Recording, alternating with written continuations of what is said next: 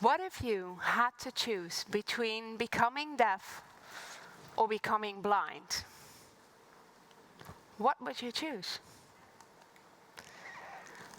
May I see the hands of the ones who think, I choose to become deaf? So you won't be able to hear your child's first words, not to participate in conversations, not to enjoy music, and not even to take in the silence of nature. Or do you say, no, that's too big a loss for me, I cannot miss that. In that case, I choose not to see anything anymore. You will miss your child's first steps. Won't see any reaction on people's faces. Will never drive a car or ride a bike. What a devilish dilemma, isn't it? But what if you cannot choose? What if you don't have a choice? What if you're going deaf and blind? At the age of 16, I was already confronted with that fact. When I was told, Joyce, you have Usher syndrome, which means that around the age of 40, you will be almost totally deaf and blind. I'm 38 years old now. That morning, my biggest question in life had been whether I was going to spend my clothing money on those tight jeans or that trendy dress. As a teenager, I was confronted far too early with an insight far too big. The insight that a normal existence of studying, climbing the career ladder, finding the love of your life, and witnessing your children grow up is actually not self-evident. It was the year 2000. The internet was still in its hit or miss phase, so there was little information. There were no role models I could lean on. And above all, there was no treatment. The Usher syndrome is a rare progressive disease. There are about 400,000 patients worldwide. And it is a combination of the eye disease, retinitis pigmentosa, from now on I call it RP, and hearing loss. There are many types of Usher syndrome because of the many genetic mutations. I have the most common type 2A, which means that I was born hard of hearing. And I've been wearing hearing aids in both my ears my whole life. But even then, probably compared to you, I hear about 1/3 less. And the forecast is that in a few years from now, I will lose another 30%. Imagine how difficult it will be for me just to have a conversation. And that process of deterioration will continue until I can't hear anything anymore. But I'm also losing my sight. Since puberty, I suffer from night blindness to an incredible degree, and I'm also losing my sight in daylight. Today, when all light conditions are optimal, which is definitely not the case in here, I am looking to a tunnel of no more than 18 degrees. Compare it to looking to a round object as small as a toilet paper roll. Just put your hands in front of your eyes in the shape of a tube and look around you. You experience that you have to scan your surroundings, right? Well, the prognosis is that in a few years from now, it will be as if I look to an object as narrow as a straw. Just narrow down that tube of your hands to about straw size. Do you dare to cross the street now? Would you feel safe with just that white cane in your hand? And that process of that shrinking tube will continue until I can't see anything anymore. Today, 22 years after I got my diagnosis, there's still no treatment available. Because it's a rare disease, not much money is spent on scientific research, even though in the long run, it would save a lot of money if we do invest more in the cure. In 2012, a research conducted by Dr. Frick and his colleagues of the Johns Hopkins Bloomberg School for Public Health led to the conclusion that patients with RP consume substantially greater amount of health services than others with significant care costs, on average $7,317 more per patient per year. And that treatments that slow or halt or possibly restore RP-related vision loss may prove cost-effective for funders and for society. And that's only the eye disease part of Usher syndrome, not the hearing part. So if we know that the costs for care are so high, why are there so few investments in the cure? So I am very proud and honored to be the ambassador of the Usher Syndrome Foundation in the Netherlands.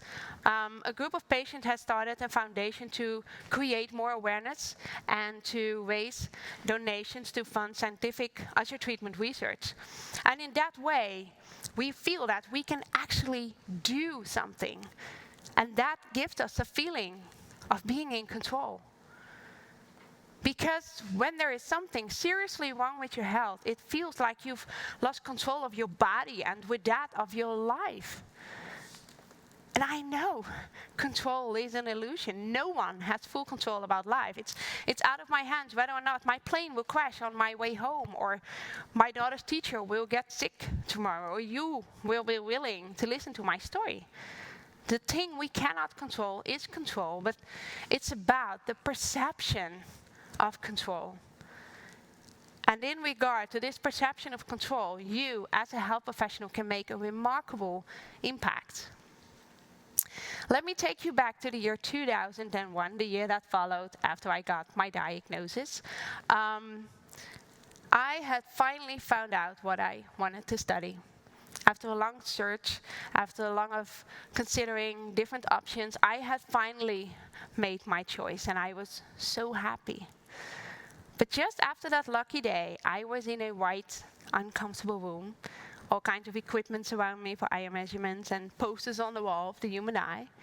And I sat there in this big black leather patient chair, and I told my eye doctor that after the summer, I would enlist in the education of my dreams: visual marketing. My eye doctor at that time was a man who was starting to get a bit older, and he had a white doctor's coat which he had buttoned up to the top. And he moved his chair towards me and looked me deep into my eyes, and he said, "Visual marketing? The name alone. You will become blind. If you really feel you need to do something, go learn a language. Maybe you can translate a book or something, but I'm afraid that's all you will be able to do in the future." But that's not all. I had another question for him. I asked him if it would be an option for me to obtain a driver's license, because at that moment my sight was still pretty okay during daytime, and as a kid I had struck a deal with my parents. If I never started smoking, they'd pay for my driving lessons as soon as I officially became an adult, because in the Netherlands that is the age where you're allowed to drive a car. But as if he hadn't crushed my dreams enough yet by ridiculing my choice of education, he answered this question just as rudely as he did the first. Driving a car with your eyesight? You'd be a danger on the road. No one will ever hand you a driver's license. Bam! He smashed all my hopes and all my dreams for the future.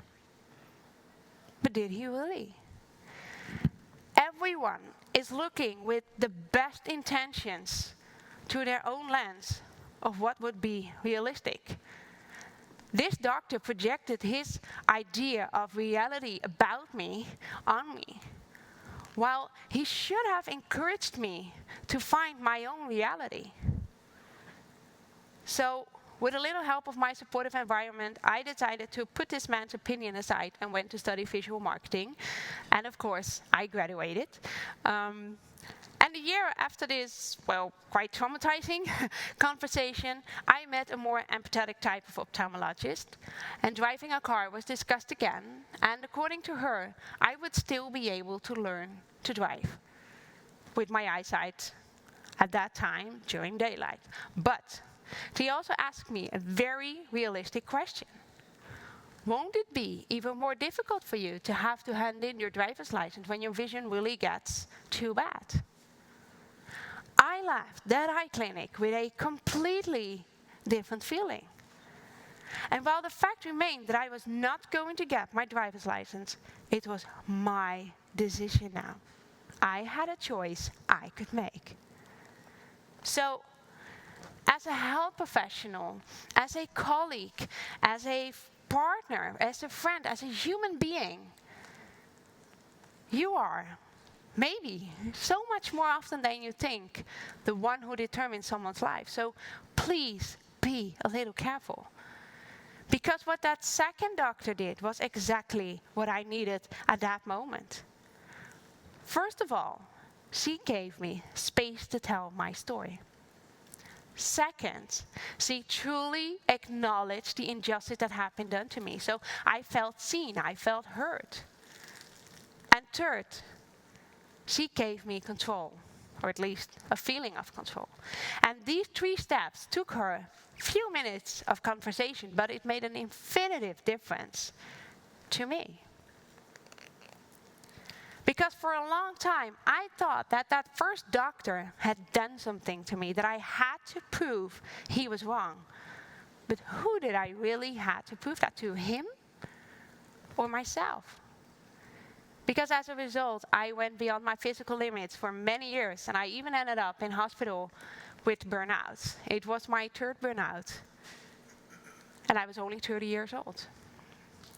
I was in the disease process for so long, and given the progressive nature of my illness, I was declared 100% unfit for work. I had to say goodbye to my job as a project and event manager that I loved so much, and got that perspective of being a couch potato in the future again. And I didn't want that. Closing the door to participating to the regular labor process might be the most difficult decision I ever had to make. Nevertheless, I also saw it as an opportunity to open the door to making my dream come true, to start my own company. Because I know I don't need to be able to see to have a vision. And I don't need to be able to hear to be heard. So no matter how bad my sight and my hearing are, I can always consume information, have an opinion about it, and keep sharing the stories, one way or the other. And now, I have the honor of being considered a role model by patients or parents from children who have been diagnosed with Usher syndrome, because I've unlocked my potential. I run my own business as a speaker about agility. I've written 2 books. I'm working on my 3rd. I train professional speakers and business leaders in their next level of speaking. I visit the coolest locations. I mean, NextMed Health in San Diego is really amazing and really a dream coming true. Thank you. I meet the most extraordinary people. And I get to inspire people with my story. I can do something good with the fact that I am dealing with Usher syndrome. And I am not done yet. Who knows what will happen next? And that I am granted these opportunities shows that whatever challenge I will have on my path in the future, I am in control and I can still contribute to society. But I would never have managed it without the help of my supportive environment. And you are part of a supportive environment too. For your patients, for the people around you. So open the cage. Show them role models. Give them the confidence that they are in control. Because with that, empower. Because that also makes healthcare more sustainable, more affordable, more accessible. So, if you can't cure, care. Thank you.